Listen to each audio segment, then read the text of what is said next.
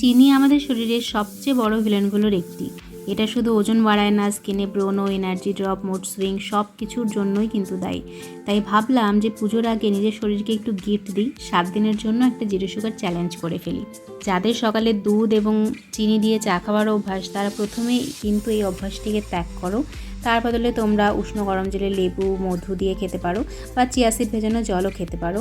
আমার কিন্তু সকালে আবার খালি পেটে চা বা কফি খাওয়ার কোনো অভ্যাস নেই, তাই এক্ষেত্রে আমার সকালবেলাটা কিন্তু বেশ ভালোভাবেই কাটলো। যারা মিষ্টি খেতে ভালোবাসে তাদের জন্য জিরো সুগার চ্যালেঞ্জটা কিন্তু মারাত্মক কষ্টকর একটা জিনিস। ঠিক তেমন আমিও কিন্তু মিষ্টি খেতে ভীষণ ভালোবাসি, কিন্তু তোমরা যদি হেলদিভাবে লাইফ লিড করা শুরু করো, দেখবে ধীরে ধীরে মিষ্টির চাহিদা কিন্তু কমে যাবে। তো চলো, আজকে আমার চ্যালেঞ্জের সেকেন্ড দিনে আমি তোমাদের সাথে আমার ব্রেকফাস্টটা শেয়ার করব। আজকে ব্রেকফাস্টে আমি খাবো ওটস, যেটা আমি কিছুক্ষণ আগে ভিজিয়ে রেখেছিলাম, ওই 3-4 চামচ মতন। তার মধ্যে আমি 2টো কলা দিয়েছি, ছোট ছোট কলা ছিল, আর আমাদের গাছের ছিল, দারুণ মিষ্টি। তো মিষ্টি ক্রেভিং কিন্তু এখান থেকেই কমে যাবে। আর সাথে আমি 2টো খেজুর দিয়েছি, আর 3টে ওভারনাইট সোক করা অ্যালমন্ড আমি খেয়েছি। এখানে আমি তোমাদের একটা টিপস দেব, তোমরা যদি সকালবেলায় খালি পেটে ফল খেতে চাও, সেক্ষেত্রে তোমাদের সাথে কিছু নাটস বা সিডস, মানে এই ধরো পামকিন সিড বা ফ্ল্যাক্স সিড, এই ধরনের কিছু তোমাদের নিতে হবে সেই ফলের সাথে, কারণ ফলের মধ্যেও সুগার থাকে, এবং যদি আমরা নাটস বা সিডসের সাথে না খাই ফলটা, সেক্ষেত্রে ফলের মধ্যে থাকা সুগারটা আমাদের রক্তে কিন্তু ডাইরেক্টলি মিশে যাবে। যদি আমরা বাদাম বা কোনো সিডসের সাথে খাই, তাহলে প্রপার নিউট্রিশনটা আমরা পাবো। যারা রোজ দিন বাইরে বেরো, তারা জানো এই মিষ্টির দোকান এবং ফাস্টফুডের দোকানগুলো পেরিয়ে বাড়ি যাওয়া কতটা টাফ হয়ে যায়। সেটা আমার সাথেও রোজ হয়। এই দোকানগুলোর সামনে দিয়ে যখন আমি রোজ যাই, তখন আমার ভীষণ খেতে ইচ্ছা করে। শরীরকে হেলদি এবং সুস্থ রাখতে গেলে নিজেকে কিছুটা কন্ট্রোল করতেই হবে।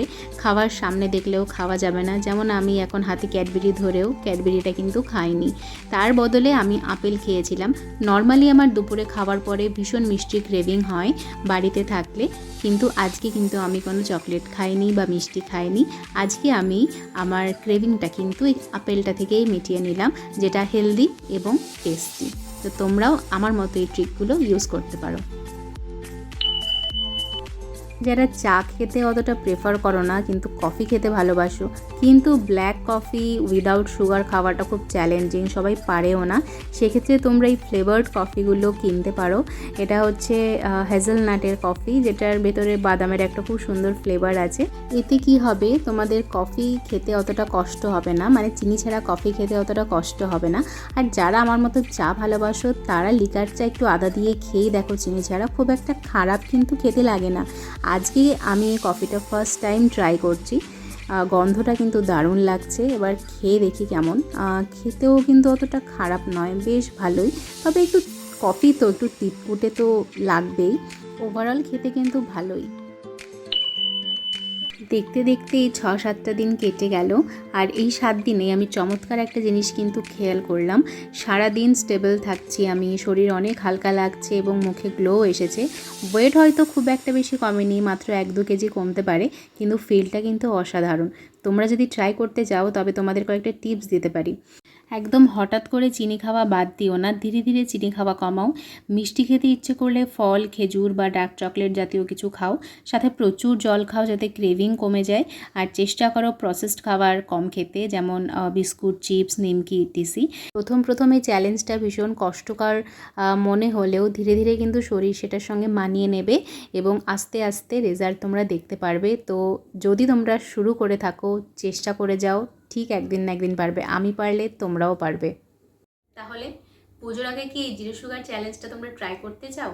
তাহলে আর দেরি কেন, তাড়াতাড়ি শুরু করে দাও, পুজো তো চলেই এলো। পুজোর আগে তো রোগা হতে হবে, স্কিনে গ্লো আনতে হবে। তো আর ভেবো না, এখন আজকে থেকেই শুরু করে দাও। আর ভিডিওটা কেমন লাগলো তোমরা অবশ্যই আমাকে জানিও, আর অবশ্যই লাইক, শেয়ার অ্যান্ড সাবস্ক্রাইব করো আমার চ্যানেলটিকে। দেখা হবে নেক্সট ব্লগে। বাই।